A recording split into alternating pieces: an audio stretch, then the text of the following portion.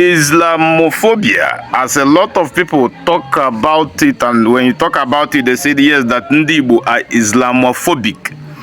Igbos are not Islamophobic. Are there really Igbo Muslims?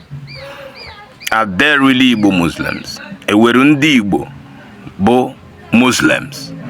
It's different from are there really Hausa Igbos? No.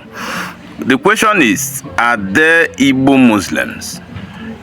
And then I will tell you that the answer is as simple as you know it. Yes, there are a lot of Igbo Muslims, even though that religiously they are of a great minority. All right? Because originally an average Igbo man wears a traditionalist, right? Even prior to the coming of the white missionaries.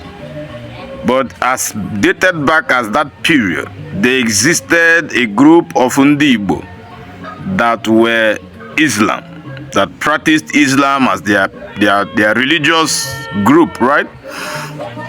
When you come to Nsukka, you have a lot of them, a lot of Islamic people in the community or town that is called a Bagwa. If you go to Ebonyi State, you have a host of them. If you go to Imo State, you also have them. If you remember the popular Abdulaziz Ude, Abdulaziz Ude was a king in a town in Enugu State, right? And then he was a core Muslim himself. He was a converted Muslim. Very wealthy man, you know. Now, Islamophobia, as a lot of people talk about it, and when you talk about it, they say yes, that Igbo are Islamophobic.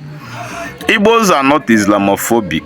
You might tell me now that a lot of Christians amongst the Igbo people are non-tolerant to other religious beliefs.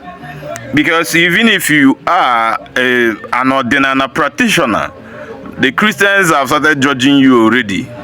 All right? They've started telling you they are in Ifugo. You are a lost sheep, you know.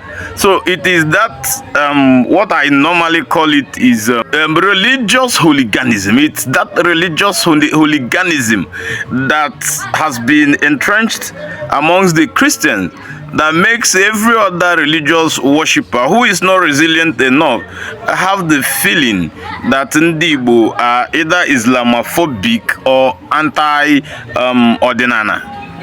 The Igbo people are very tolerant people.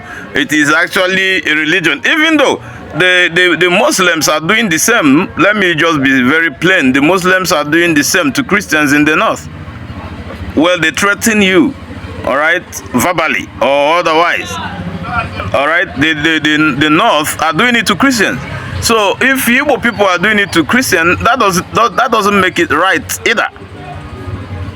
All right, but the Islamophobic nature of Igbo should be reduced, because if our forefathers and our great-grandfathers could tolerate the Christian missionaries because of what they came with education, they came with hospital, they came with, you know, a lot of enlightenment too, then you should be able to also allow our Islamic brothers coexist in a peaceful atmosphere. But that does not mean that you should go and import for us Boko Haram bandit or religious extremism. That is when an average Igbo people will have issues with you. All right? Every religion is welcomed, even prior to now. And if not that, they are trying, a lot of those Islams in the southeast are trying to just maybe draw sympathy. I don't know whether it's for financial gain or what. I don't understand. But literally, most times you don't really hear about them. All right? Even though I know they exist. All right? Even in my hometown, there are Islamists. There are people who practice Islam. All right? And all over Igboland. We know they existed. But they were highly unnoticeable. Nobody knew about them. All right? Now, for the Christians, I can also always say this thing. that your hooliganistic attitude towards, be it the Muslims, be it the practitioners of Ordinana, is very absurd. Your own religion is the only way to God. But yet there were over thousands of religions that existed prior to even the foundation stone of your so-called Jesus was laid. All right? It was even before the writing of the Bible, those book of prophecies that talked about the birth of a savior, you know, they existed even before the Bible came. All right? Well, if you must be an Islamic person, do not expect that a special treatment to be given to you in the hometown where you come from, because they are still struggling to grasp with the competitiveness between Ndodinana and the Christian over who owns land or who does one thing or the other. And then you, that is the Muslim, you are coming to bring in your own religious division into your hometown.